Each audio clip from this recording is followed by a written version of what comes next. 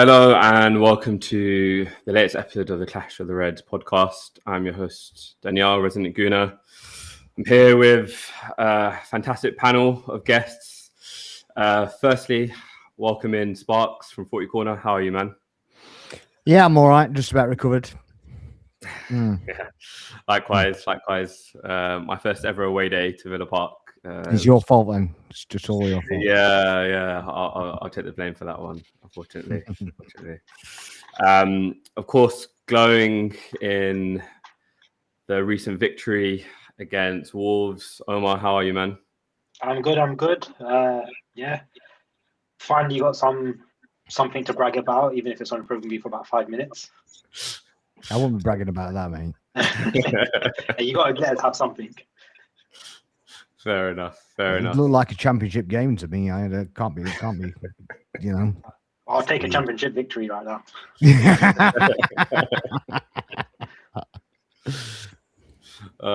And of course, Dr. Zajcek, how are you, man?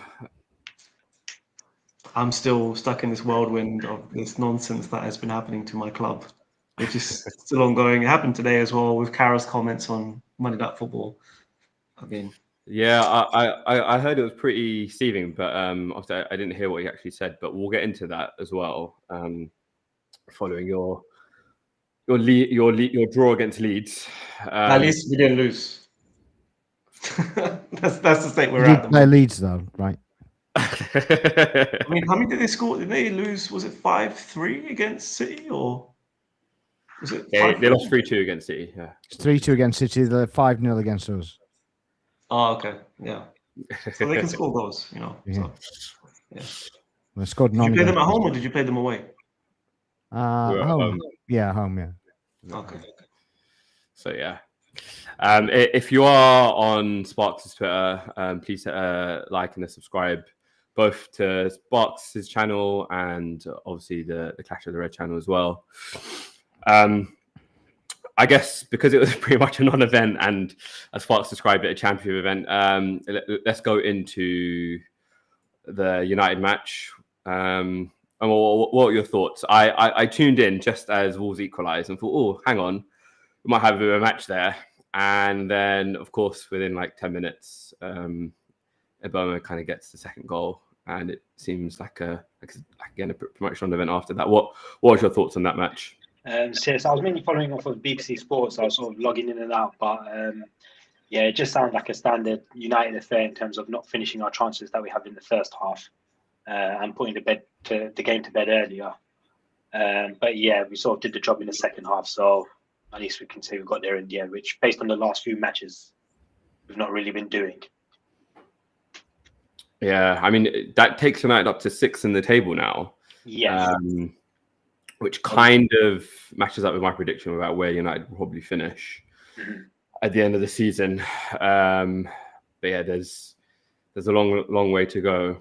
But yeah, I mean, scoring 4 goals in the Prem away from home, like, you know, I'll give credit where credit's due, I guess. Yeah.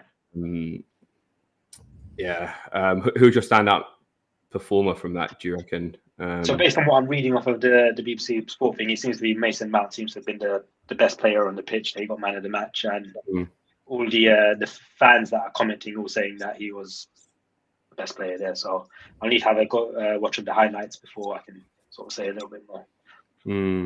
Spark, did you watch the whole thing?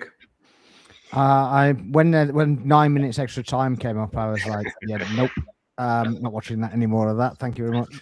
I was already getting a bit of a headache. Yeah, the first 3 goals was a bit of a competition to see who could have the scrappiest goal. I saw that Fernandez first. Yeah, and the equaliser wasn't much better. And then Mbomo's goal, it's pretty much the same. I played through what it was juvenile schoolboy defending. It was terrible. United deserved a win, but that game could have been in the Championship quite easily. It was horrible. It was horrible. It was just like no control, and it was like they got to about 30 minutes, and it was like United just went, well, got the ball, and Wolves were like, no, you have it. Just nobody could control the ball. It was terrible, really. But yeah, United got the job done, didn't they? Go up to 6th, head at Everton and Brighton. One below Chelsea, who were in the title race. Not so. Yeah, we're actually level on points with Chelsea at the moment. Yeah, it's quite... so yeah, bit of a weird one, but it is that what if we're 5 points from 3rd and 5 points from 13th, so it's still a very tight table. Yeah, I think finishing 6th, I think is generous. I have to be honest. I think. Yeah, I would take 6. My prediction was 7th or 8th. Yeah, I think you'll get Europe. I think it will be Conference League, maybe skirting on Europa League. I think if anything, that would probably be better for us, because if we go into the Champions League next season, I don't think we will do very well in it. So I think we'll need another step. Yeah, but you get up for bigger games, don't you? So the thing is, if you get the bigger games, then that's true. You still go through it. It's like whenever you play us, it doesn't matter how bad you are. Yeah, you still get up for it. Same with Liverpool. So that's a good point. You'd be all right. Yeah. But it's just a question of how would we come up against the likes of, a Madrid and a PSG versus, say, one of the more smaller European teams that might sit back and take up the press. But the AFCON's going to hurt you as well, isn't it? Because you've literally got all your right side is going. Yeah. Mazraoui, Diallo, and Mbeumo will be gone. Yeah, I really don't know how you're going to cope unless you go and buy a couple of players in January. I don't really know how you're going to cope, to be honest. I don't think we'll get many incomings in the January period, because I just don't think we have the piggyback for it. But I think I'm hoping it will give Mainu a chance to get back into the squad. I think at the moment that's everyone's big beef with Amram. What's he doing? Yeah, he put him on right at the end, though, didn't he? Yeah. Let's talk about that, actually, because obviously managers kind of throwing players under the bus. So after the 1-1 draw versus West Ham at home, a report asked Amarim, couldn't you play any attacking subs? And Amarim goes, which attackers do I have? And the reporter goes, Kobe Mainu. And Amarim literally laughs in his face, but the mere mention of Mainu's name, which I thought was really, really quite disrespectful to Mainu, actually. I mean, what was your thoughts on that, Omar? Yeah, it was a bit of a weird thing for him to do. I think he has been probably getting frustrated with the questions, because he's been asked about it a lot over the past few weeks. I think his thing with Mainu is that I'm not sure if Mainu suits his system, in that he's not really got the strength to play as a deep lying midfielder, and he hasn't really got the speed to play as an attacking midfielder. So I think he's struggling to figure out how to fit him into his team, and he keeps on saying that he's Fernandez's understudy, basically. But Fernandez is never ever injured. I think he's missed maybe a handful of games since he's joined United. So it's very difficult for him to get into the squad ahead of Fernandez, but he's not being given the run out to actually test it. So, and I think United fans hold Mainu dearly because he is an academy product, and in general, you've not really heard many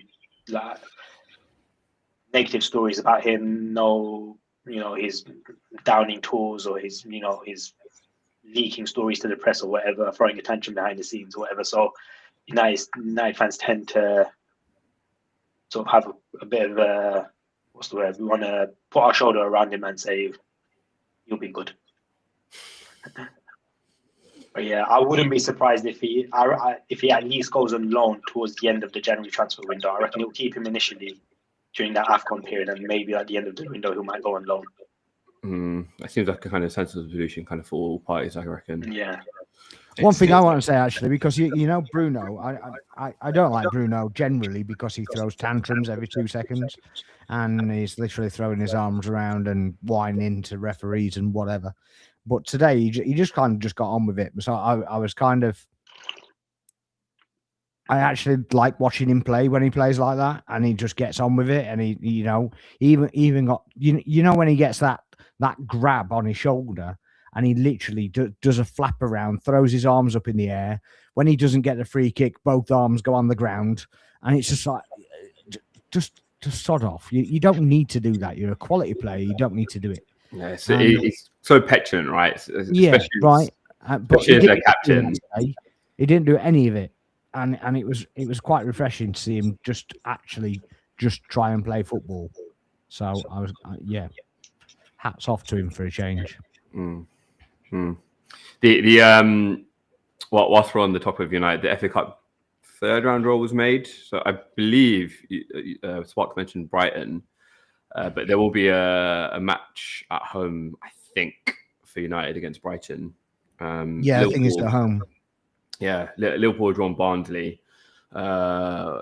We have got Portsmouth away, which quite happily take, to be honest with you. So that's not an easy draw for United by any stretch.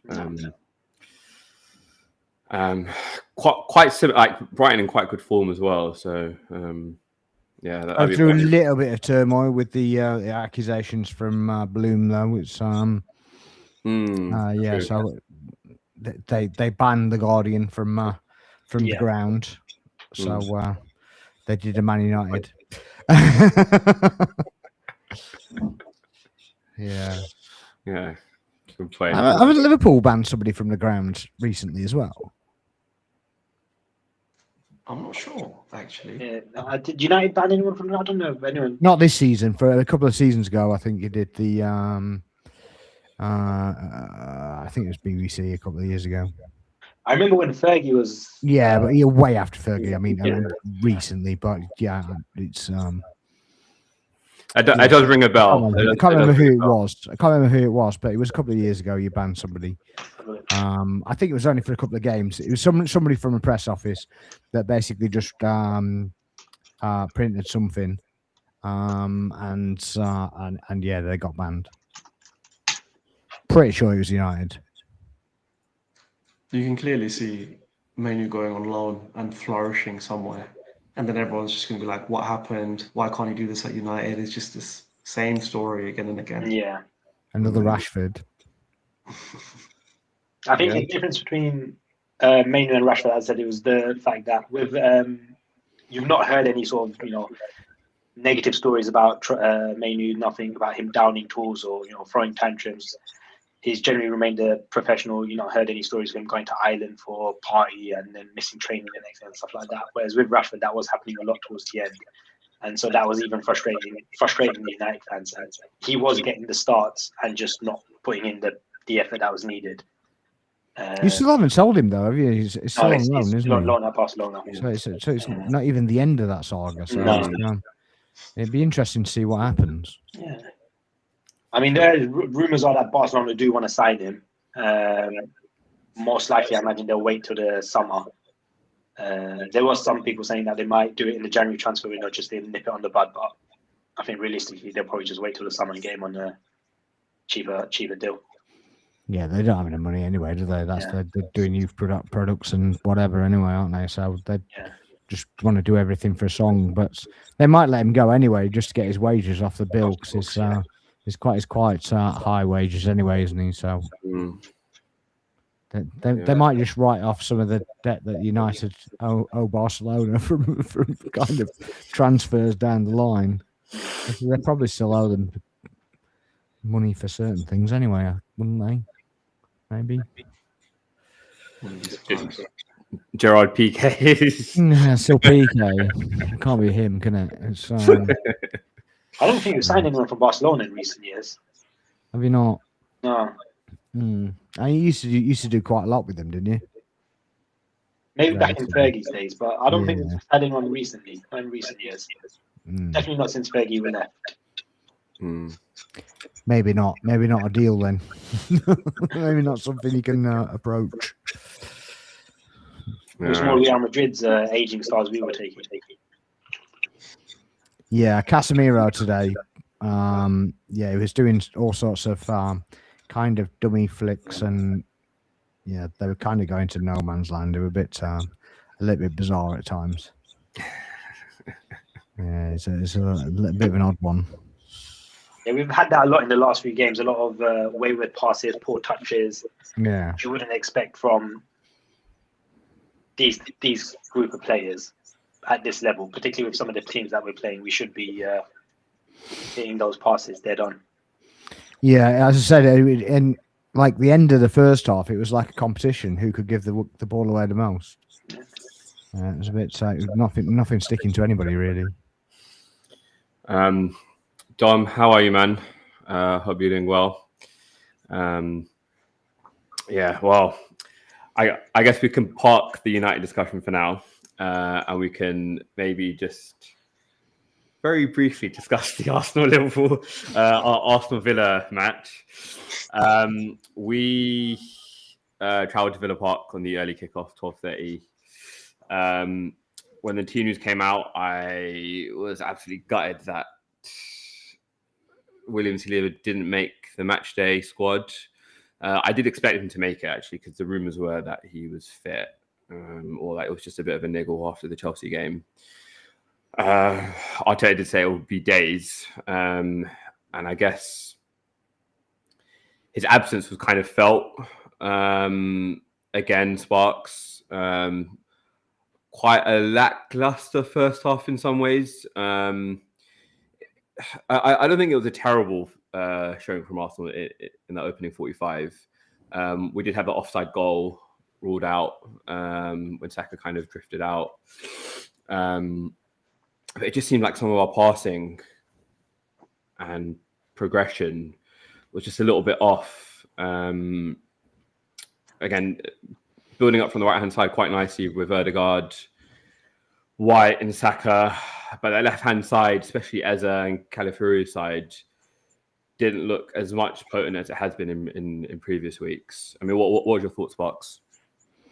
Yeah, obviously, I was gutted about Saliba. I did think he was back, purely from I kind of saw his talking to with the set piece coach, and it was almost like, well, why didn't you play me, sort of thing. So, but then like Dom says here, you know, I'm glad he didn't just play him through a niggle.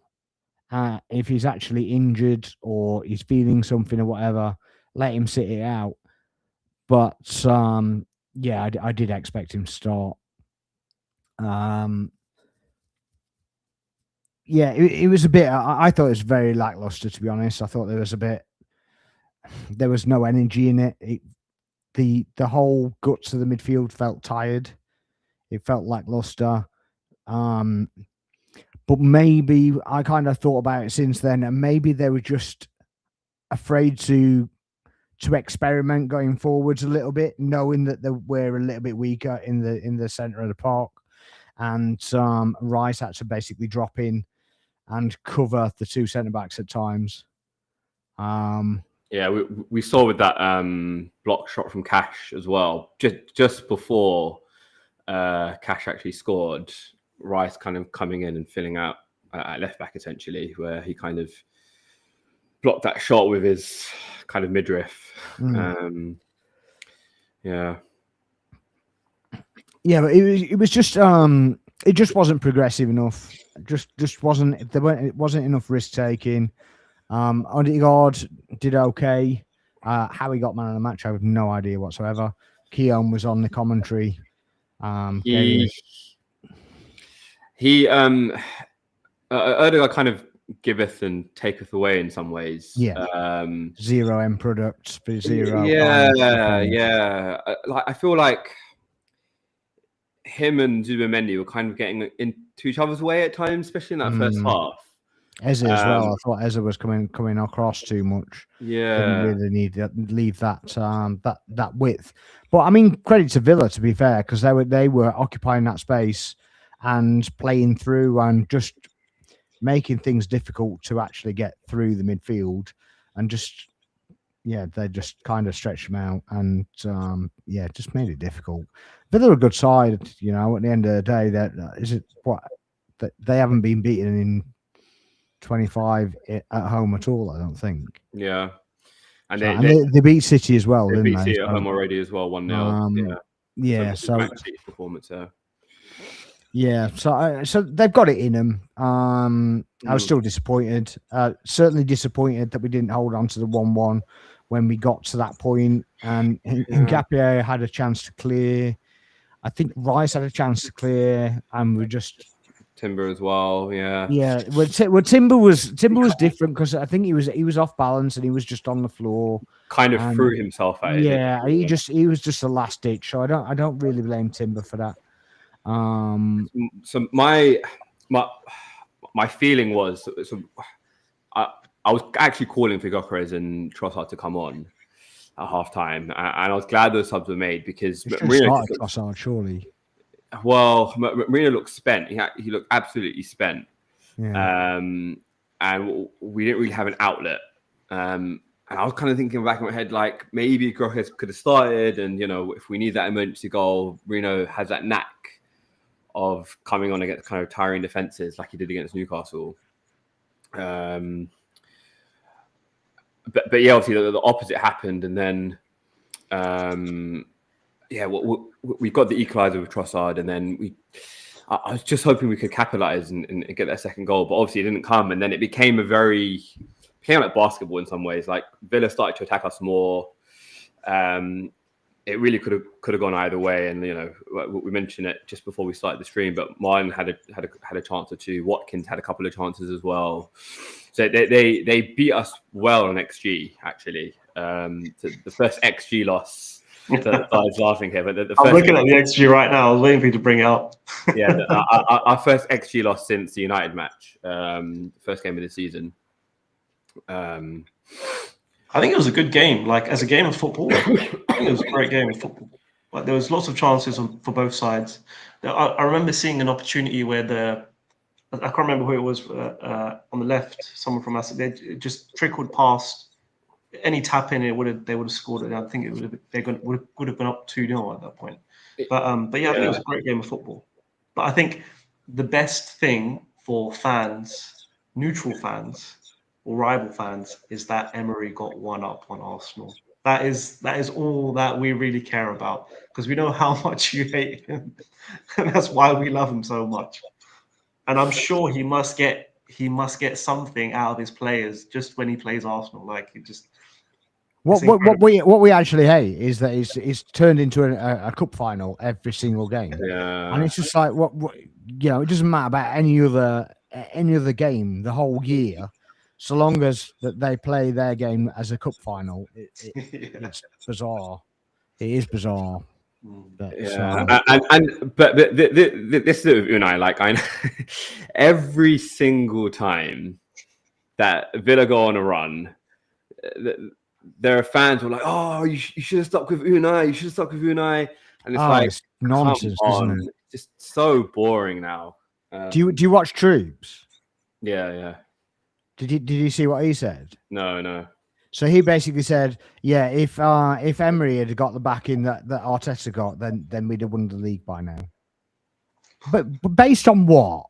I mean, we had a Europa League final, and we got spanked in it, and Arteta wasn't the manager then, so Yeah.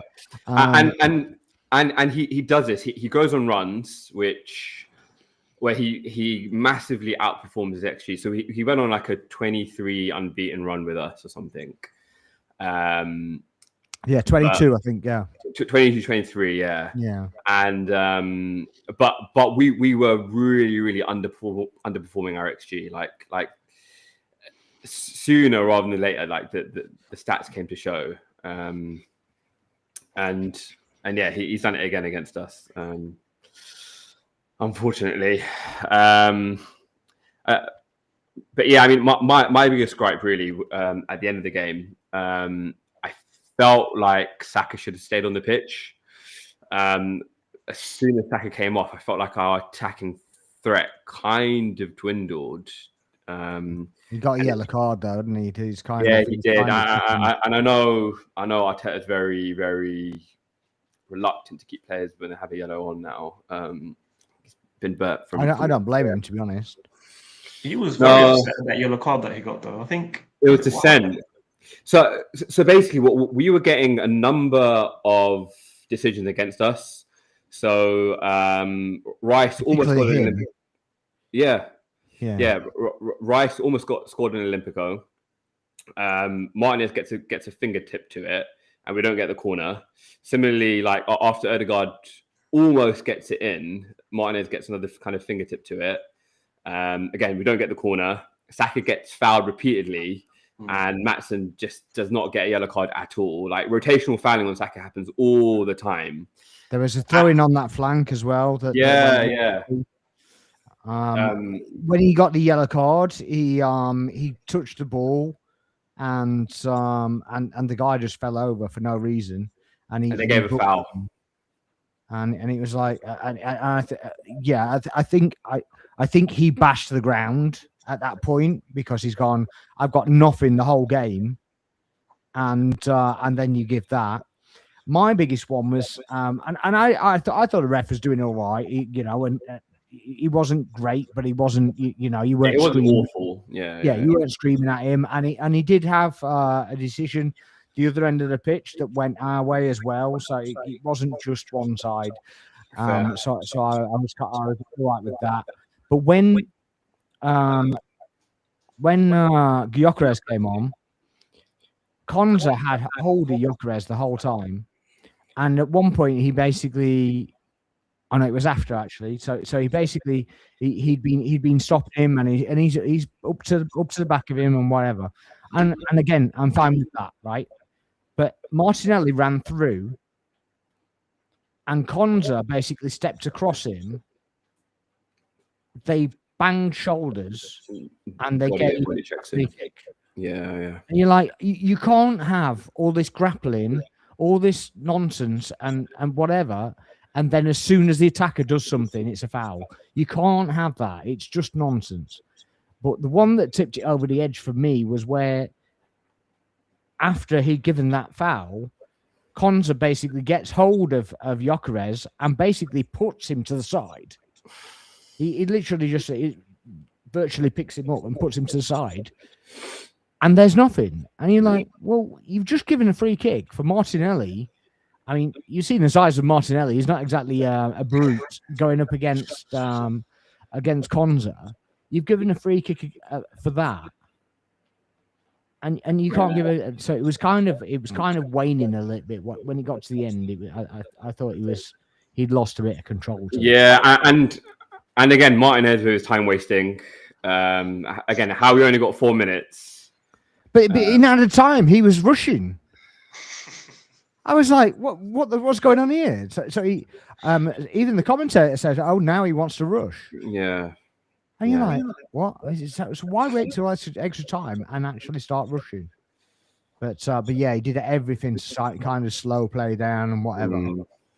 But Peter Banks's back was turned to it and just did not add the time on it at all. Like again, 4 minutes when Arsenal are kind of searching for a winner. I wasn't really too worried about the added time. But, I quite wish the whistle had gone about 3 seconds earlier. Yeah, I know. But, we can't do everything.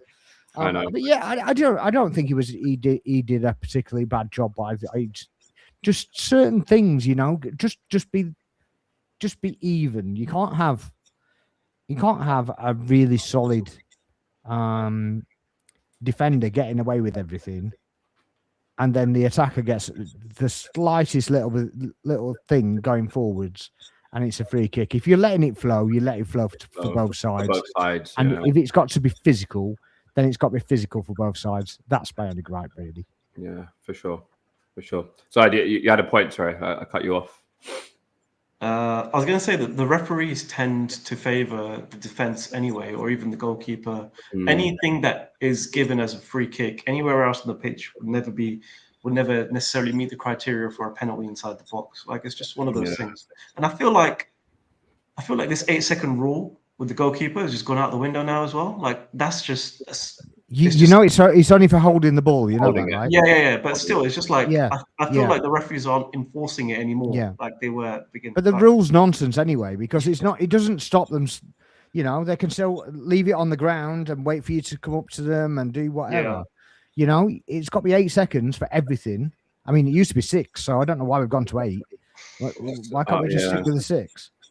The only time I actually saw it enforced was when Brentford were leaning against Liverpool, and I think it was Kelleher was holding on to it for 8 seconds. Yes, I saw that. Yeah. There was one in Tottenham games, I think, as well. I think. Oh, okay, fair. Yeah, I think either Vicario or I think it might be the Wolves game actually. Might be when they played Wolves. Yeah, maybe when Wolves beat them or drew with them. Yeah, they drew. They drew. Yeah, Wolves still silently have 2 points. They were seconds away from beating Spurs until Palhinha got that equaliser, unfortunately. Yeah, I mean it's a bit of a shame they didn't draw with United. To be fair, but good point. Yeah. I think the most equal kind of fair analysis, ironically, came from Gary Neville after the match. It was like, look, this will happen to any top side. Any top side can lose at Villa Park, but it's kind of about how Arsenal respond to this now. We do have some winnable fixtures coming up as well. It's Wolves at home, and then it's Everton away, I believe. Yeah. So we can definitely get back onto that horse, and I'm hoping and praying that Saliba's back firstly, but also maybe Gabriel might make a return against Everton, because that'll be 4 weeks since he's been out 4 weeks, and didn't he go out the international? He did a week into the international as well. So we're kind of approaching the 3 mark now following that. So I'm looking at that Everton game as a potential return for Big Gabby. And I think this point is kind of often missed as well. Like, our identity in a lot of ways is our defense. Like, we were winning a lot of those matches with Gabriel and Saliba back there. Obviously, Big Gabby getting his head onto a lot of those set pieces.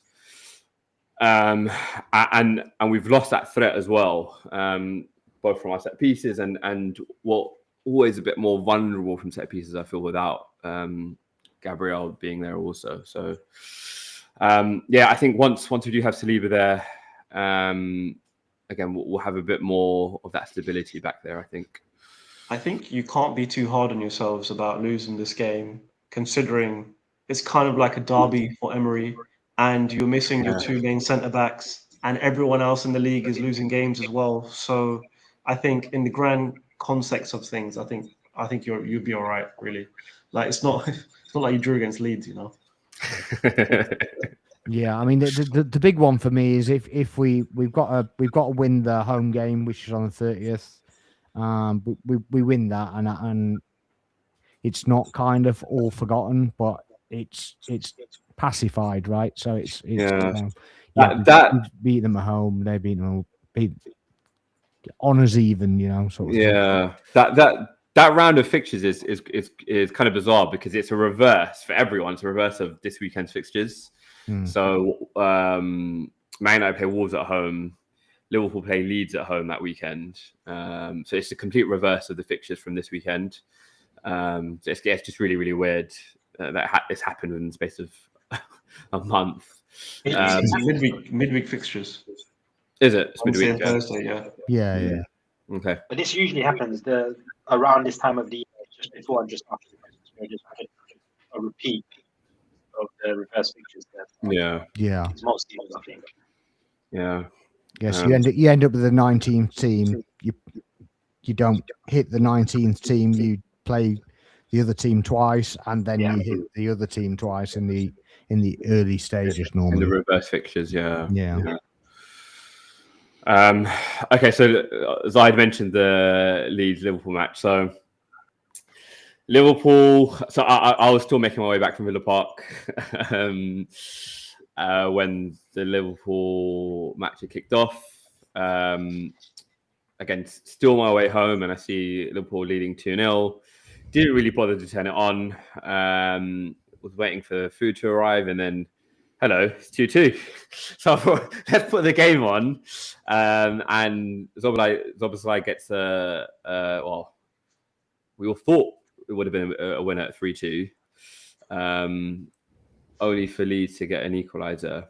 Zaid, what are your thoughts on that game? So we started that game really well, actually. We were pressing.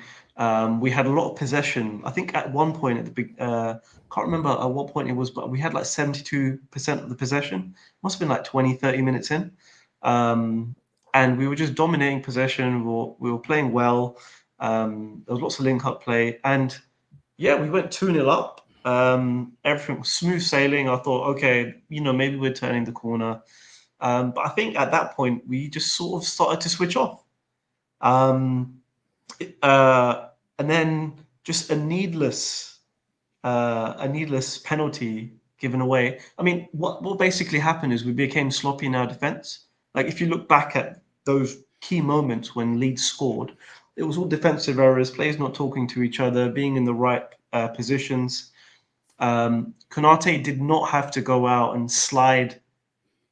go out and challenge right there on the edge of right on the touchline to give away a penalty. That was just unnecessary. But I mean, even the decision itself was a little bit. I think it could have gone either way. It was almost like he just touched him and he fell over. So it was a penalty. I mean, he was miles away from the ball. Yeah, but I mean, the contact is what I'm saying is potentially is very light. But if we're saying that any form of contact in the box is a penalty, then we could talk about that as well. Well, yeah, I mean, what? So you just want players to?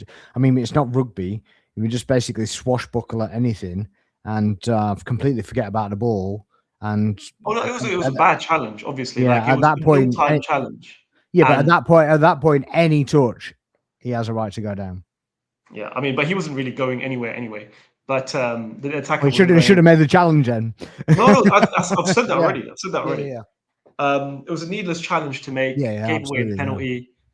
Calvert-Lewin scores, and then all of a sudden, all of that momentum that we had built up, it completely crumbled. And we were still having good chances and everything. There was still some play within that, but the key moments where we just switched off.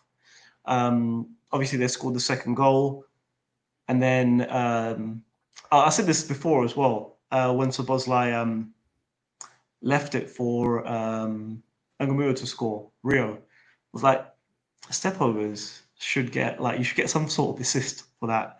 Like, there should be some recognition for that, because obviously McAllister did step over and Szoboszlai scored. It's 3-2, and I thought, okay, maybe we can hold out. Maybe we can hold out. But that fortitude that we had somewhat earlier in the season, the will to win, even just to hold up play and just let the game peter out, just disappeared. Like the third goal that they scored, there was no one at the back post, and who scored? What was his name? Tanaka. He was just floating at the back post, and then the ball just lands to him, and he just smashes it in. And it was just typical. I mean, if you look at the stats of the game, we had better possession. Daniel, our XG was greater than theirs. We had more shots. We had more shots on target. We had more touches inside their box. More aerial duels won. I mean, overall, like on a normal day, we should have won that match. And obviously, there is. I mean, so one of the gripes, maybe it's a cheap gripe to have, but Gakpo, like, I don't know how. Like, he's done well for us in the past, but he's just so one-dimensional. Like, as soon as he gets the ball, he's going to cut in and shoot or cut in and cross. And that's pretty much all he can do. And that's fine. He's done well for us doing that in the past. But I feel like we have Chiesa on the bench. I don't know what Chiesa has to do to get into the starting lineup. I don't know what Slot has against him. But in the previous match, he cleared the ball off the line. Like, he's done a lot. He's come on and scored goals for us. Like, I think it might be fitness. Sorry, I think it's fitness for Chiesa. Maybe being managed. I don't know, but I mean, how far into the season are we if his fitness is still an issue? Like, that's the concern. But yeah, I mean, so the thing is, we did play well, and we went 2-0 up. We had good spells, but it's just defensively, the leadership and the togetherness of the team, it's just crumbling. So I think attacking, we're getting better as a team. Obviously, the new players that we've brought in, like Verts and Isak, the ability for them to know, like, this player is going to be in this position or that position, I can play this ball or that ball. A lot of that you can see is becoming less and less, but that communication and that sixth sense is still forming between those players, especially because Isak basically didn't have a preseason and joined us just after just training on his own. And then Wirtz has come from a different league. This is the same thing that you just said about fitness. Yeah, you've got to say the same about preseason now. There's, we're 15 games in. You can't be using no preseason now. No, I mean, if he's not playing, I get the communication with the team and he's not forced that gelled with the team, but you can't use preseason after 15 games with three international breaks, and he has had an injury as well, but you can't be using fitness. You certainly can't be using no preseason as a fitness issue now. Oh no, I'm not using preseason as a fitness issue. I'm using the lack of a preseason to gel with the team. Okay, fine. Yeah. And to understand the communication of how the team play. Yeah, I thought he was going the other way. They're basically no. Said he wasn't fit, but I mean, the goal that he scored in the last game, where he just stopped and just that was Isak at his best, and like I just want to see more of that. But it's just not. I mean, you can say that again. It's against West Ham.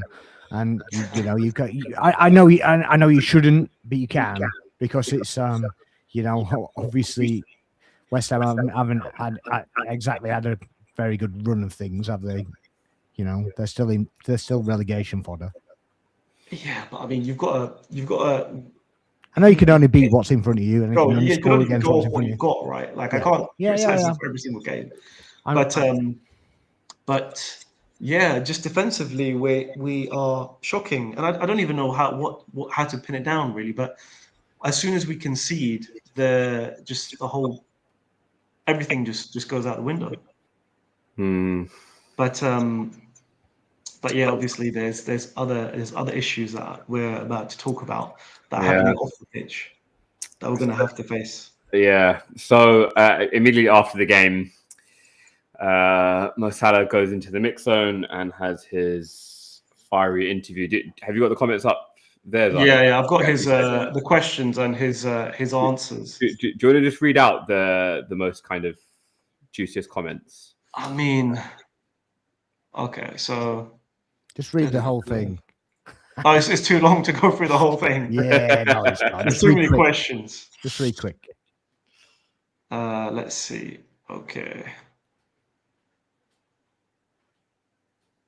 So let's see. So they asked him what he thought about being on the bench, and he says, "I don't know what to say. It's funny, but I couldn't believe it. It is really disappointing. It is a really disappointing result for us as a team because we expect to win a game like that." Then he goes on to talk about how we scored 2 goals, and the game was going in our direction, but then we conceded silly goals. And then he says, "I'm not attacking my teammates because I was on the bench, but we conceded silly goals as we did before." Don't know if he's giving some defensive coaching to his fellow teammates, but and then I think so. One thing he mentioned here is that he sat on the bench for 90 minutes, and he thinks this is the first time it's happened in his career where he hasn't come on. He's been sitting on the bench. I couldn't find any stats to necessarily refute that. Well, that's not true at Chelsea. So yeah. And then what was the comments about him being thrown under the bus? So just read that. So out. He goes, "I'm now I'm sitting on the bench, and I don't know why. It seems like the club has thrown me under the bus. That is how I'm feeling. I think it is very clear that someone wanted me to get all the blame." If he's not involved in the game, how can he get all of the blame for us not winning that game?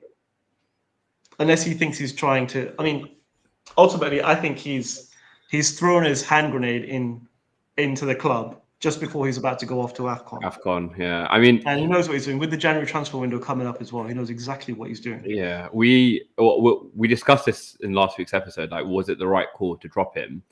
And yourself and Tim both said yes, it was the right call. I mean, what like do you stand by that? I mean, what I think he's a great player, and he's a physically fit player, and he can last full 90 minutes. I don't think that's an issue.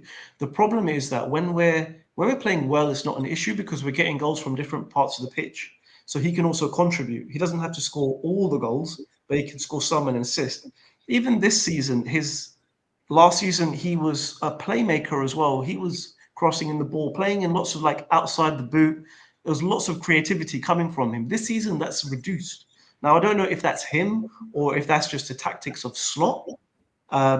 But his creative outlet, not only like he was getting goals and assists last season, and a lot of them, but this season it doesn't seem to be the same case. And I don't know if that's his fault or if that's necessarily what Slot has decided to do with the team formation this season. It's hard to say. But in general, like we said last week, Salah tends to he plays well when he gets lots of chances. He doesn't take every chance he gets. He's not a clinical finisher, but when he has so much given to him in terms of chances, then he will get 1 or 2 or 3 off. And as well, you can't deny that he can make a goal out of nothing at the same time. But I think so. Even Slot said earlier in the week, like we've got 3 games all close together. Like there has to be some squad rotation. Like Ekitike didn't start previous game. Isak and Salah sat on the bench for this game.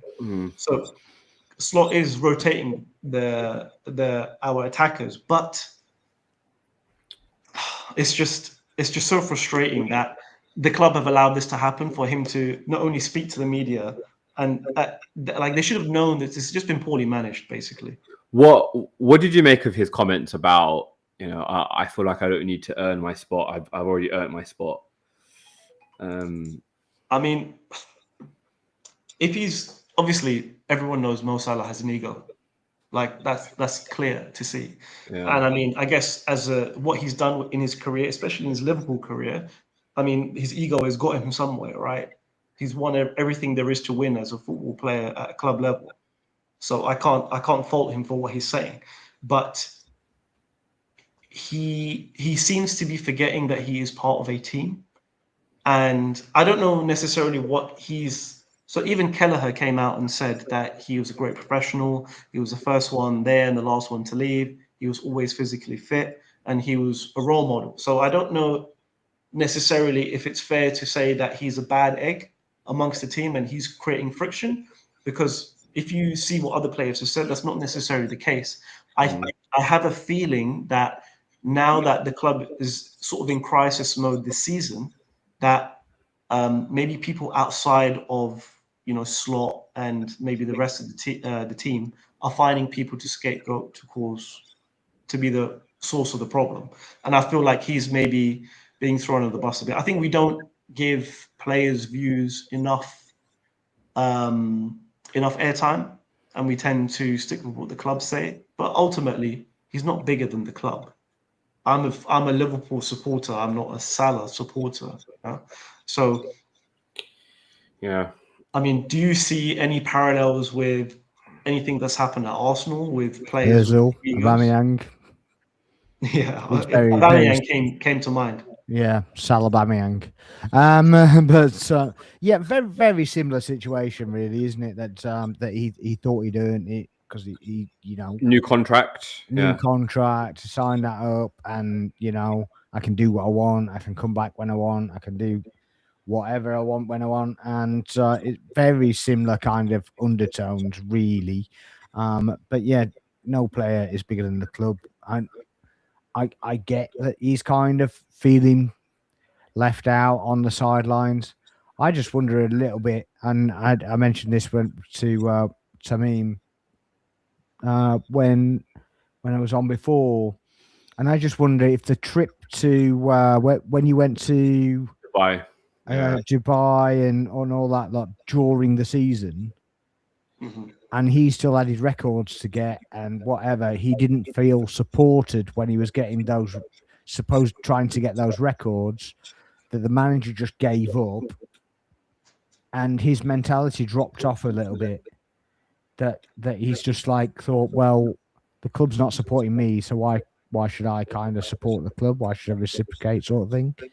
And I think from a competitive aspect, from an athlete's aspect, I'm not an athlete, so I'm surmising.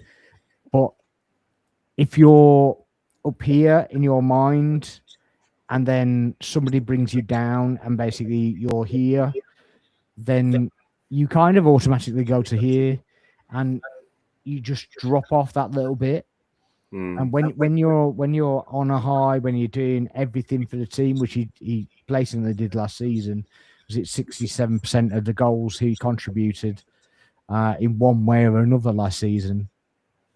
And I'm not saying he carried the team. There were other players there were big players for the team, but he was massively responsible for winning the title, in my opinion, and certainly to that kind of degree.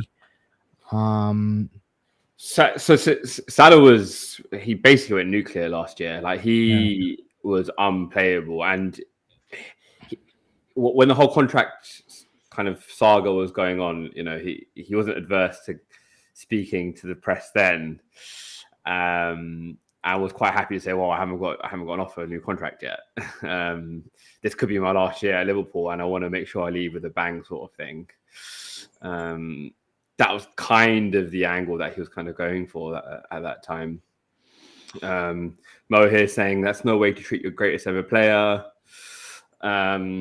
He's not bigger than the club. I mean, what else am I supposed to say? Like, the club's not going to bend backwards for him. Yeah. I think Slot has got, as this next question, how long Slot got left. Yeah. I mean, Xabi Alonso, his position at Real Madrid is getting a bit untenable. So the club might start looking at Xabi Alonso. I think Slot's got the end of the season. I think even if we end up, I mean, I don't see it end. Like, we've still got, like I said today. Yesterday we still played.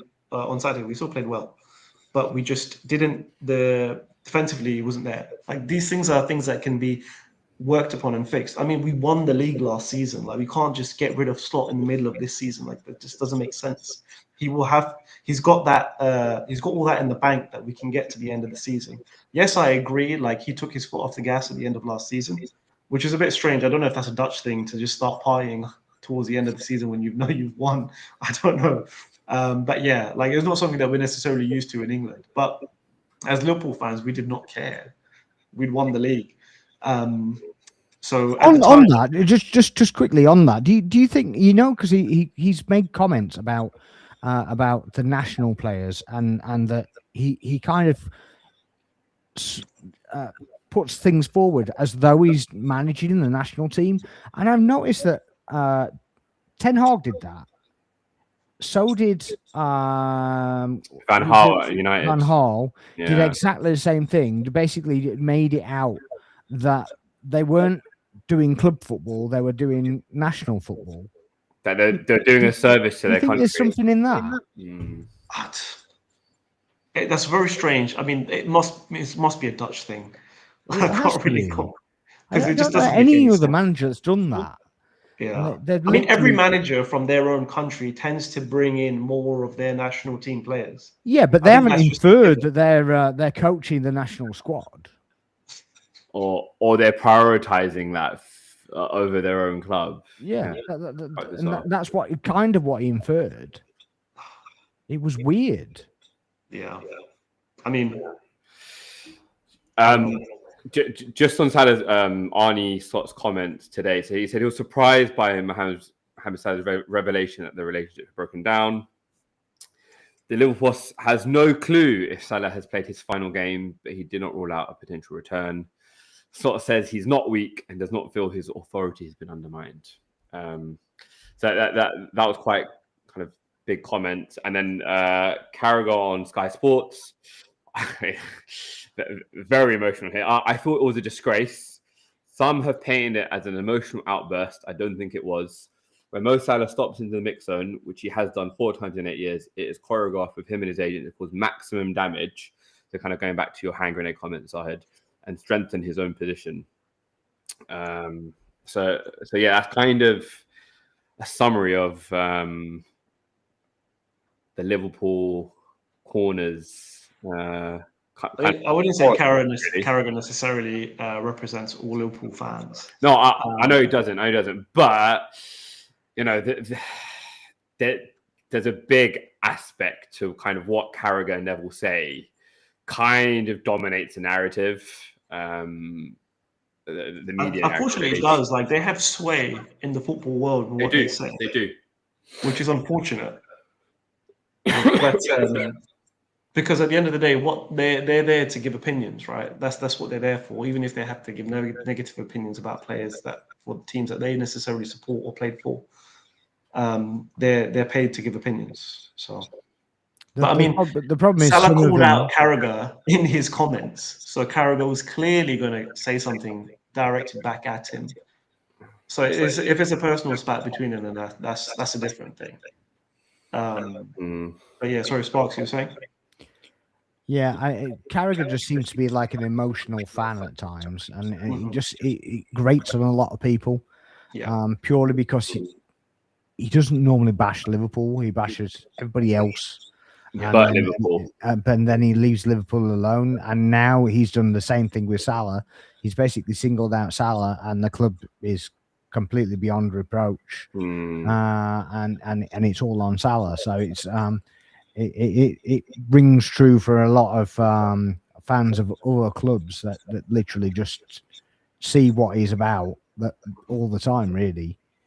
And I'd be interested to see what not that I want to read into like fandom, but I'd actually be interested to see what Neville thought about it from another professional point of view.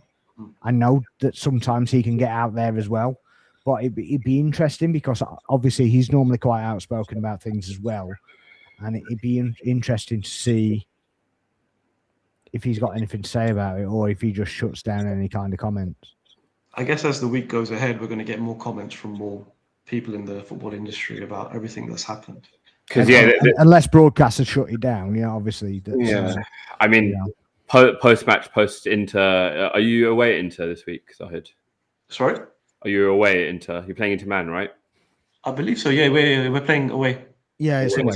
Yeah. Yeah. So that's definitely another chance for the press to press slot. Yeah, because Salah's not going. I mean, we're playing tomorrow at 8. Yeah, so Salah's not going with the team. Yeah, he hadn't been included in the squad. Yeah. But he was in training, and it was all smiles in training. Szoboszlai had his arm around him. Not there, joking. yeah.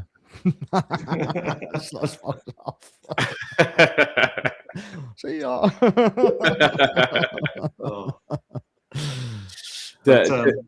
But to a certain extent, Salah's kind of taken the limelight away from the rest of the team now, because most of everything in the news is going to be about him and about Slot. Yeah. So I mean, potentially he's taken one for the team to an extent as well, because everything's going to be distracted with him and everything that's happened. Apparently, there's been no approach from Saudi yet, so I don't know. Al Hilal are allegedly very interested. So when aren't they? They're interested in everybody all the time. Yeah. The Slot only had credit in the bank because of Salah's nuclear season. I mean, Slot has credit in the bank because he didn't tweak Klopp's form of play or gameplay too much. He's saying Slot's title, it's Klopp's title, yeah. Well, it's not Klopp's title, but it was still Klopp's team. Klopp wasn't there managing the team, but he didn't tinker and change too much until after that we'd won the league. Then he started to get a bit too. Hence my question. Yeah. I saw a lot of praise last season from Liverpool fans saying, Slot has calmed down the heavy metal approach from Klopp, and it's less transitional. So yeah, I mean, you can't have it both ways, I guess. Yeah, they were just nuclear in attack, in my opinion. Didn't really have to do anything in defence as such. Yeah. Yeah. So Moses seems to be a theme this season with Slot not having a clue. So Does he not have a clue? Do you think he doesn't have a clue? Zahid, what's your thoughts? He's in mute. I would say that he's. I don't think he's not got a clue, but I feel like he's maybe changed too much, and maybe some of the direction for the team. Like they're so used to Klopp's style of play that things have just sort of maybe he's changed too much, and some of that direction. I mean, mainly it's defensively where we're having issues, and the ability to close down a game. Okay. Yeah, I think maybe Kanati's forgotten how to defend as well. there's that element, and I think we mentioned it last time, but they're missing Trent. That forward pressing that Diaz would offer. Obviously, the loss of Jota as well, as we mentioned before, but also Darwin Núñez, like pure chaos factor with Núñez. That whole Gen press has just kind of been dismantled entirely, and obviously trying to integrate the likes of the likes of what's his name, the right back.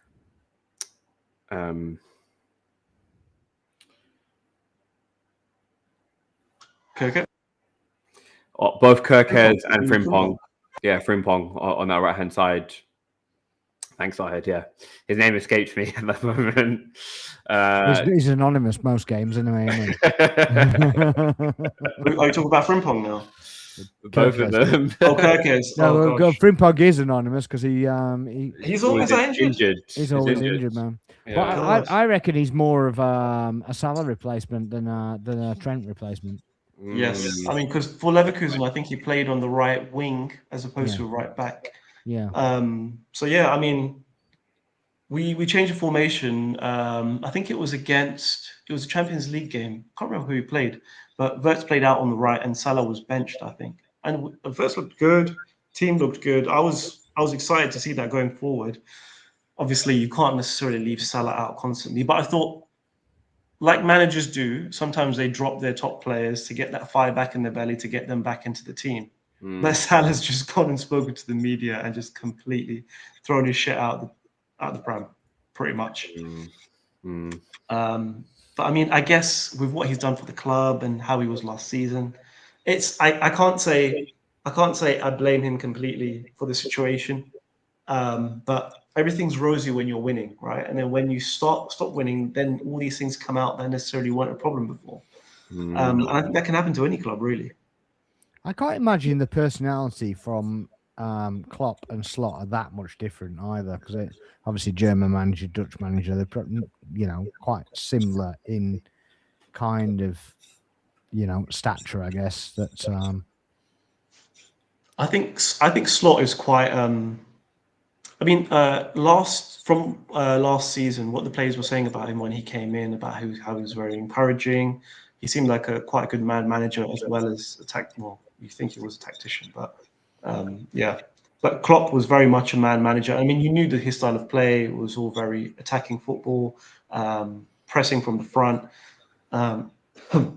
Sorry, and people's person, right? In a lot of ways. Yeah, he's definitely a people, but like he won over the city. He really brought back the identity that Liverpool had as a club, which we'd lost under our previous managers and previous owners. So I think that's slightly different to how Slot approached it. He was a bit more quiet. Maybe he's a bit more coy in the way he manages things. But I wouldn't necessarily say that they're similar. I think they're quite different personalities.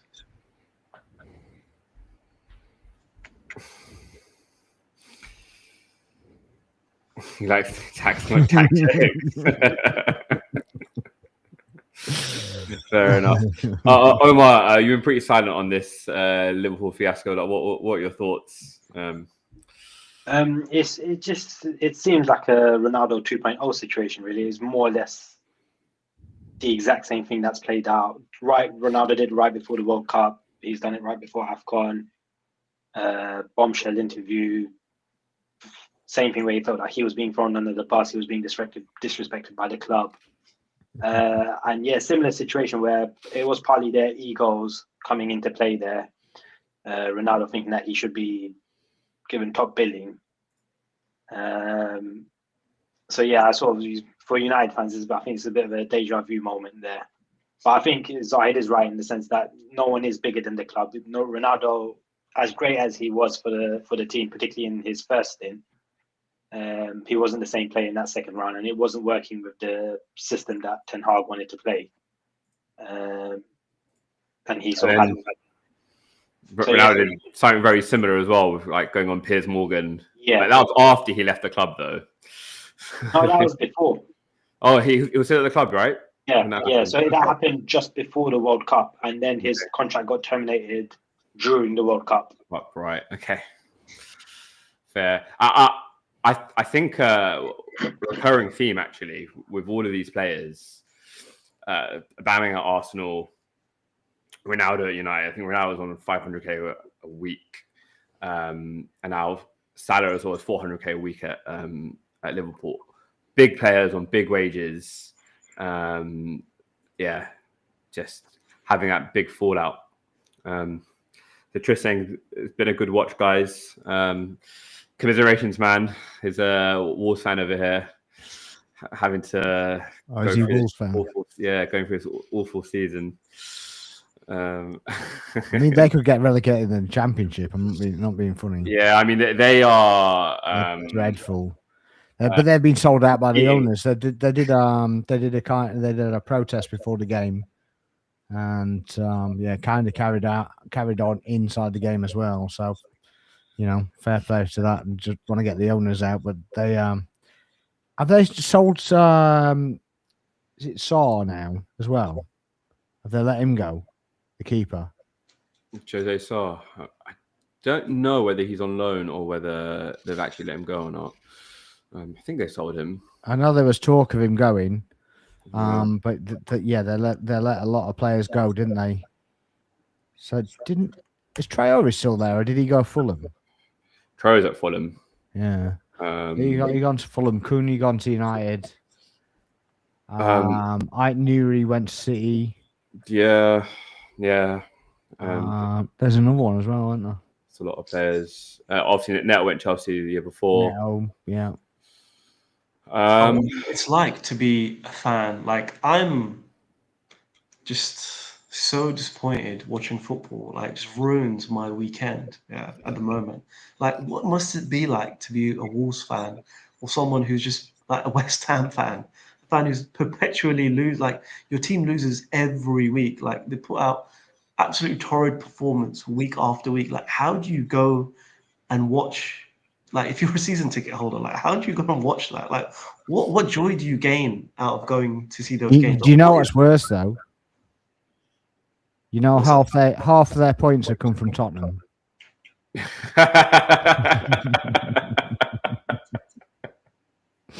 Top 6 club, and half their points have come from Tottenham. So it could always be worse. Yeah, I guess to answer your question, Z, like the camaraderie of going with your mates or going with your family members each week and meeting them up.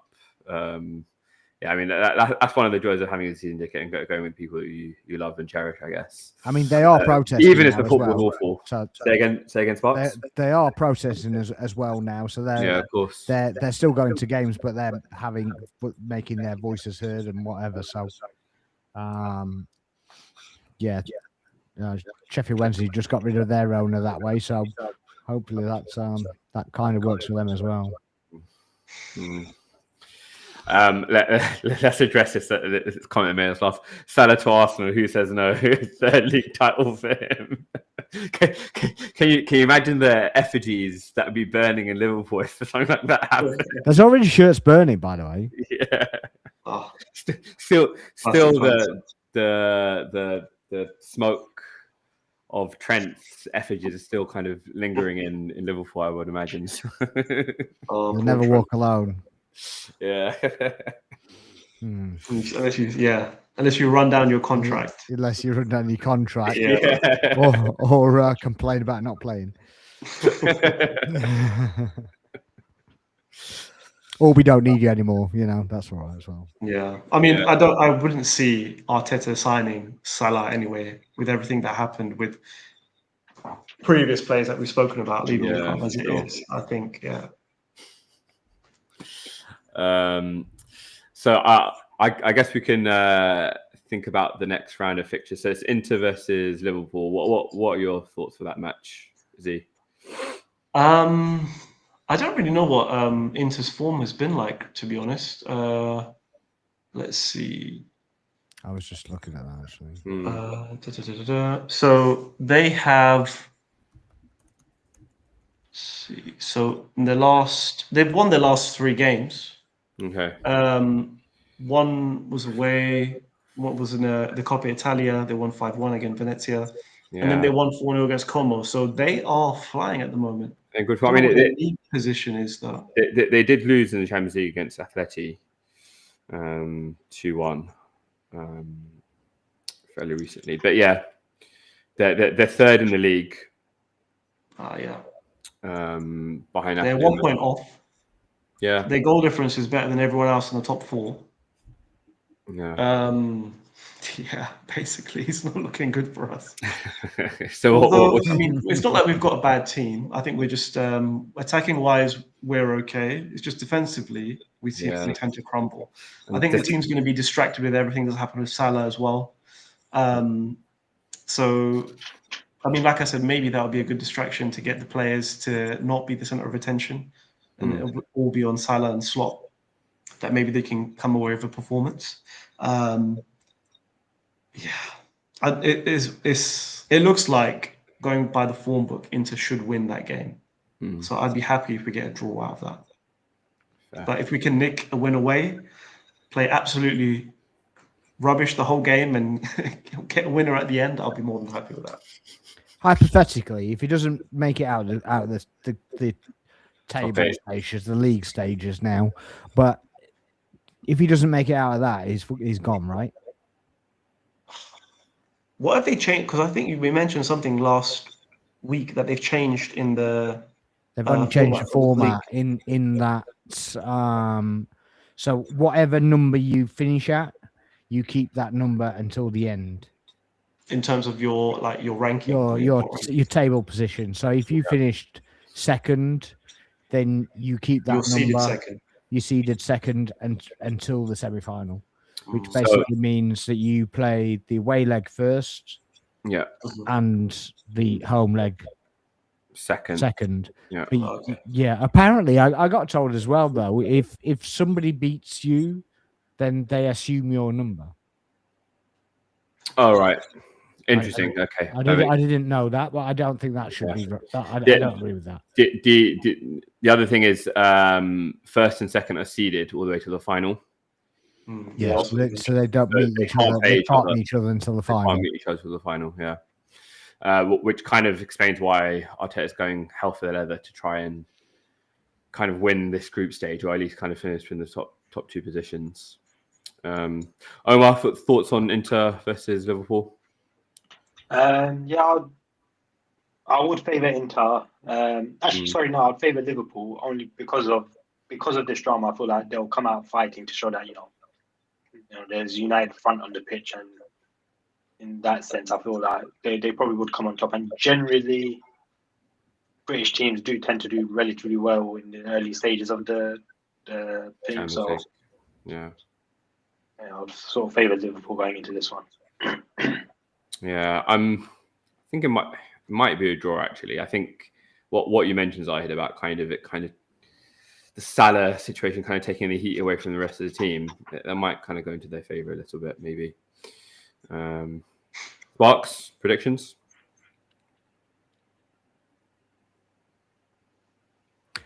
I don't think Liverpool get a point. I think Liverpool get beat.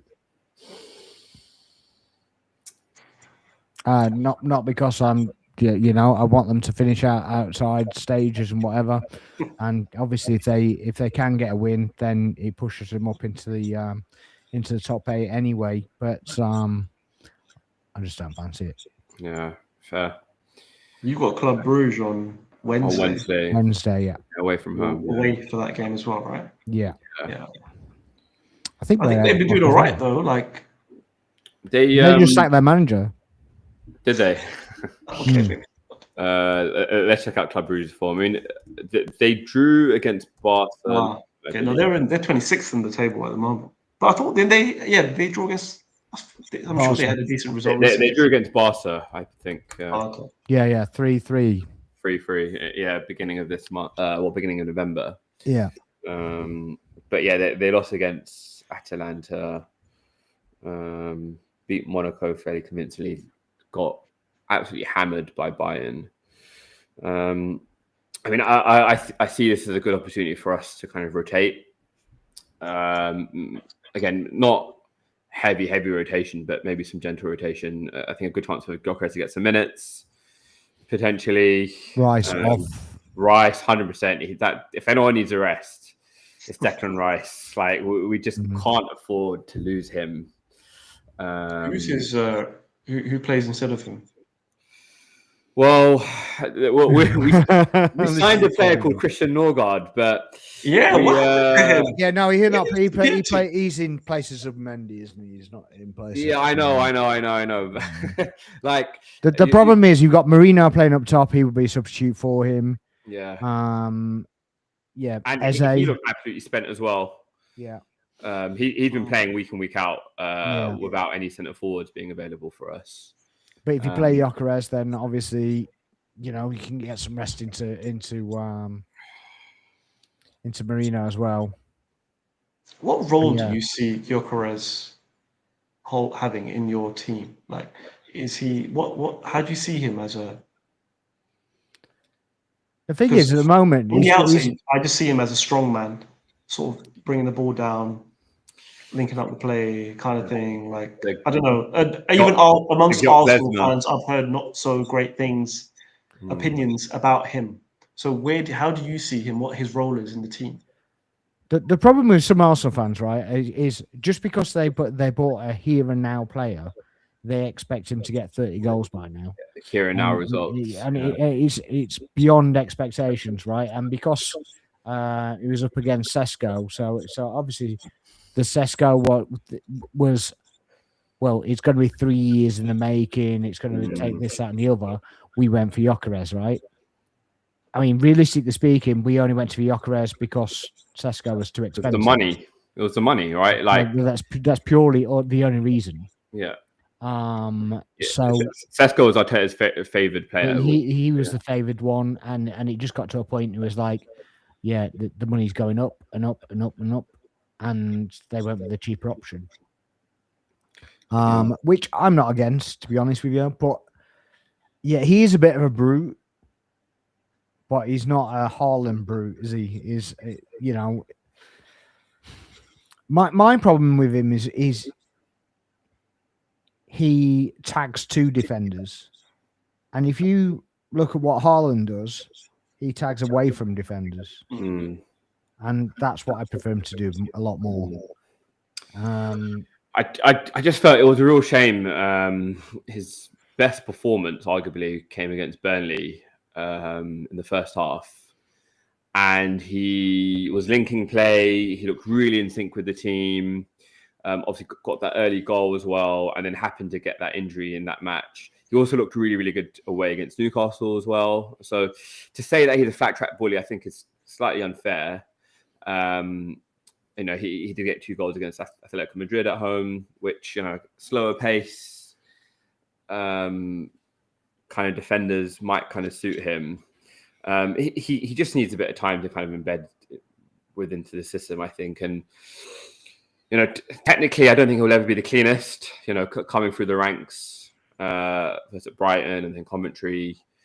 So there's that element to it as well, I guess. And we still need to play to him more. Yeah, and Arteta's made that comment quite clearly as well, that we need to kind of play to his strengths more, which we were doing in that Burnley match. And obviously, it felt like the team had kind of forgotten how to play with him again once he come on in that second half against Villa.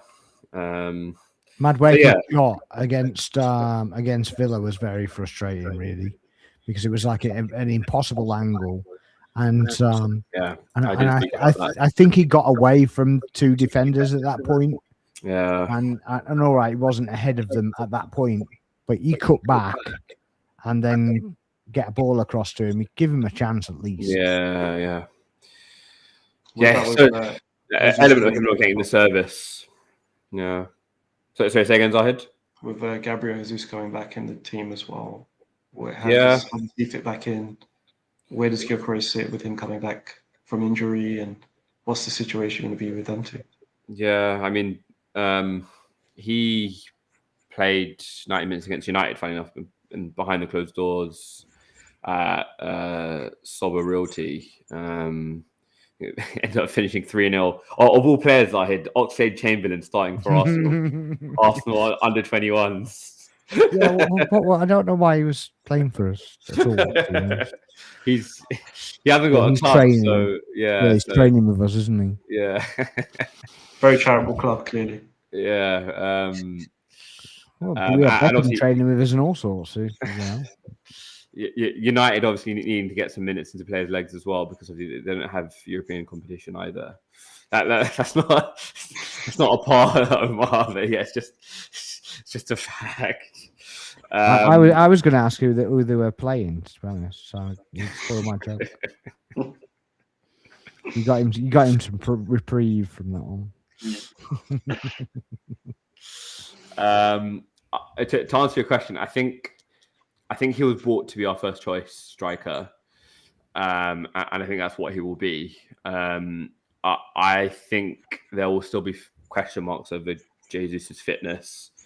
Such a long-term injury. Even when he was kind of hitting form before he did his ACL, like his form was really, really patchy, and part of that was he was getting all these little niggles. So I think he's going to be managed, and if we're still in the Carabao Cup, if we have the FA Cup to look forward to as well, like I think that's where I kind of see him kind of taking up that mantle really in terms of Jesus. Obviously, Havertz being such a high earner in the squad, and if the rumours are true, and that Arteta absolutely loves Kai Havertz, I see Havertz starting a lot of games at centre forward, and I see him and Gyökeres kind of sharing that workload. And we know like Arteta is not averse to playing Havertz in the number 8 position as well. So he kind of alluded to kind of the not having that ability to play them together. And I think that's what he's probably having in his mind of Havertz playing that left 8 role and kind of playing as like dual 10s in some ways, but behind Gyökeres. So yeah, that's kind of the role I see Gyök having for us. Yeah. Who did Liverpool got on the weekend? We have. We're at home to Brighton. Okay. Yeah, 3 o'clock. Interesting match. I honestly can't call your games anymore. It's like the last few weeks, I'm like, yeah, Stonewall Liverpool win. Like it's just been so. Before it was, I would say it depends on who scores first. But now that doesn't even matter more either. We can go 2-0 up and still manage to draw 3-3. It's not on TV either, so it's that's even more dodgy for them. Omar, who have United got? We're at home to Bournemouth on Monday night again. Against Bournemouth, right? Yeah, at home. Is this like the 3rd Monday night game you've had in a row or something? 3 and 4. Yeah. 3 out of 4. Yeah. But they don't play midweek, so it doesn't matter, does it? Well, it caused a bit of a consternation amongst the fans, just because of particularly for like this Bournemouth are having to come all the way up on a Monday night. Yeah. It's going to take them the game will finish at 10 o'clock. They won't get home till 4 o'clock in the morning. Yeah, they're staying in a hotel, mate. They're all right. Nah, but yeah. But for a lot of them, it was these. Well, they're always doing it for the TV money, so not much they can complain about really. But Yeah, let's do the United Bournemouth match. I can see that being a draw. I'm going to predict a 2-2. Zahid, predictions for that game? I can see United winning 2-1. But Bournemouth haven't been in great form, but they did manage to get a draw against Chelsea away from home. Chelsea, who are supposedly title challengers last week, lasted the grand total of 3 days. Stuff, man. Honestly, Apparently, it was dreadful, the game as well. They were just so dead, so flat. Yeah. So they lost to Everton at home, and then they drew 0-0 with Chelsea. And then before that, they lost to Sunderland 3-2. Then they've drawn 2-2 against West Ham. Before that, they lost 4-0 to Villa, and then they lost 3-1 to City. So yeah, not in great form. Yeah, not at all. So I could see United winning this game. Okay, Sparx predictions. Yeah, until I saw the form, I was with you with the 2-2, to be honest. But yeah, I'd probably just edge United 2-1. Fair. Omar? No, I think I'm with you, Daniel. I think it's going to be one of those games where United will they'll just not perform at all and will somehow drag a draw. So, yeah, my hopes. You've lost all hope, haven't you? Double overs last season as well. So, I can see a 2-2 on the horizon. You've lost all hope, haven't you, United? Yeah. I think I guess we're all predicting an Arsenal win against Wolves. They scored a goal, so deny now. At least that's not against us, right? After six games of not scoring a goal, they scored a goal. At least it wasn't against us. Yeah, exactly. So at least they played a game, scored a goal before they played. They've got it out of the system now. Yeah. I honestly, if you watch that game, it was dreadful. But there was about 10-15 minute spell where they looked all right. But yeah, that's an interesting 8 o'clock kickoff to have on a Saturday, though. They absolutely screwed us over because it was meant to be a 3 o'clock initially, and like 6 weeks ago they just moved to 8 p.m. again. Two fingers up at the wall. No, they had to move it to 8 p.m. Why? Because we're in Europe. Okay. So we play on the Wednesday in Champions League. So we can't play before 8 o'clock. Which that'd be nice to have that rule last week. But exactly. Yeah. Premier League, you can do whatever you want, but when you're in Europe, Champions League and Premier League, the earliest game is the 8 o'clock on a Saturday, or it has to be Sunday. Or it has to be Sunday, right? I don't really understand. If teams are playing Tuesday, they play Saturday. If they play Wednesday, they play Sunday. Is it really that difficult? I mean, how hard is it? Yeah, it's just not at all. Baffling. And if it goes into the next week and you played Sunday, you play Wednesday. Yeah. I mean, I didn't need a supercomputer to work that out. Just literally just use my brain a little bit. We kind of glossed over the Bruges Arsenal match. What are your predictions for that, boys? Go use our head first. I think you'll come out like 3-0 winners in that game. Okay, fair. Yeah, I was thinking the same 3-0 to Arsenal. I think 2-0 just because we get some rotation. Yeah, same. I'm hoping Saliba's back. If Saliba's back, we can pick clean sheet. If he's not, then we can see the goal or something. So if Saliba's back, do you play him for the whole game, or what do you do? I think he needs the minutes, right? Because he would be out for like. I play him the whole game. I know. I'd get pelters for it, but I'd play him the whole game. Yeah, I agree. These players need rhythm. Yeah. Interesting point as well. A kind of subplot between the two ones of Calafrio got his 5th booking against Villa, which means he will be booked. So he'll be suspended against Wolves. So I expect him to play against Club Brugge. Yeah. So then be rested at the weekend. And I was like, yeah, please get booked. Please get booked. yeah. Please get booked.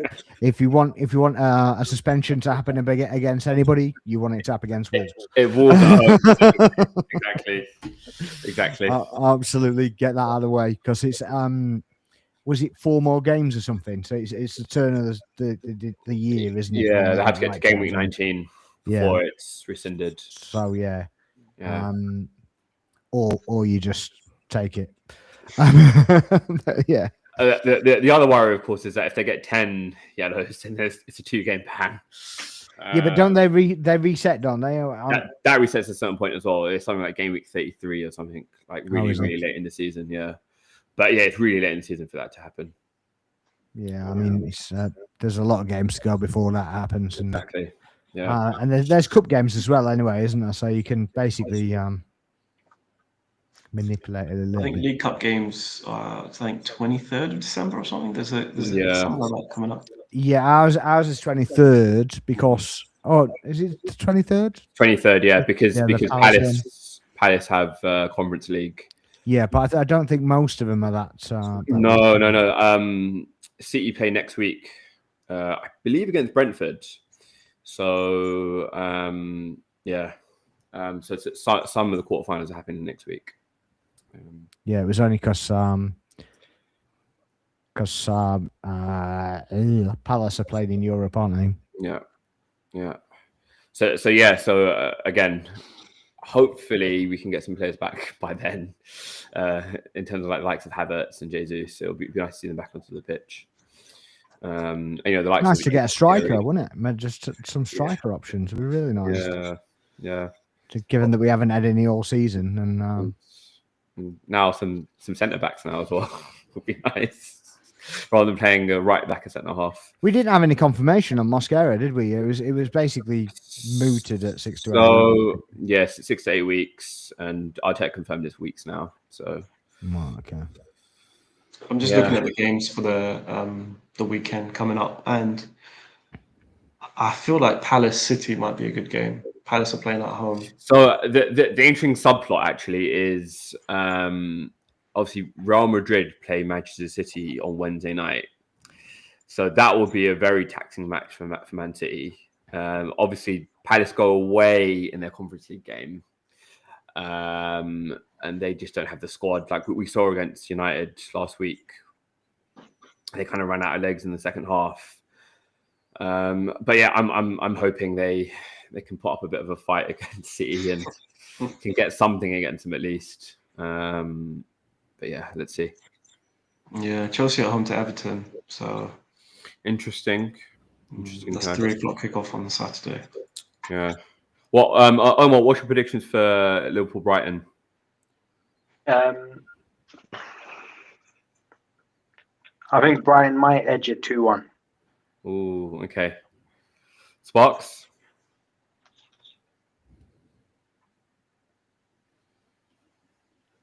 Two. Yeah, I was going for a 2-2. Could you see Danny Welbeck getting something? Welbeck, when he likes to help Arsenal every now and then. Yeah, no, I can see it being a 2-2 as well. Yeah, fair. All right, I think that pretty much wraps up everything, guys. Can we do predictions for Arsenal Wolves? All right, let's do that. I'm going to go 3-0 Arsenal. Sparx? I'm going to go 3-1. Okay. Omar? I'll go 4-0 Arsenal. Okay. I was going to say 4-1. Okay. If Saliba's back, we don't concede. That's my whole thesis, and it's been like this all year. If I predict the 1 goal, we don't concede normally. Fair. So I stick with the rule. Fair enough. All right, guys. If you're still tuned in at this time, like 5 minutes to midnight, thank you so much. Please drop that like and subscribe. There's a comment here. With respect to Liverpool's highest product this year, there's more chance of slot growing an afro than Paul winning the league. Slot out Allardyce, at least it can fix the game. Great comment. Bravo. Oh God. Where would it need to get to for you to be slot out? Just out of interest, and I'm not. It's not loaded. It's just curious. In terms of before the end of the season, or do you mean like where we finish? As in to be going right. I just want him gone because I know a lot of your fan base they want him gone anyway. I mean, I don't think. I mean, even if we bring in a new manager at this stage, it's not like we're going to be able to hold on to the league. I think that's a given. No, so but you could transform things for next season, couldn't you? Yeah, but at the same time, we could still have a pre-season with a new manager. And I mean, I feel bad for the guy. Like he won the league last season. What are you talking about getting rid of him? But that's football. This game moves fast, so it's just one of those things. But I think if we finish outside of the Champions League spots, then that is, considering the investments that we've made, if we finish outside of the Champions League spots and we don't get through the league phase, then I think his time is done at the club, unfortunately. And I feel sorry for the guy, considering he won the league last season and how he's transitioned how he did transition from Klopp leaving. But yeah, I think that's where I see it. Yeah, fair. All right, guys. As I was saying before this great comment has come in, please drop a subscribe to Sparx' channel. Please drop a like and a sub to our channel as well. And hopefully we'll see you same time next week after the next round of Premier League fixtures. Sparx, you can see us out with your exit music. Don't mind. We're going to be live on my channel tomorrow night at 9 p.m. as well. So if you want to join us then please feel free to do so. Make sure you're liking and subscribing. And we'll see you then. See you next time.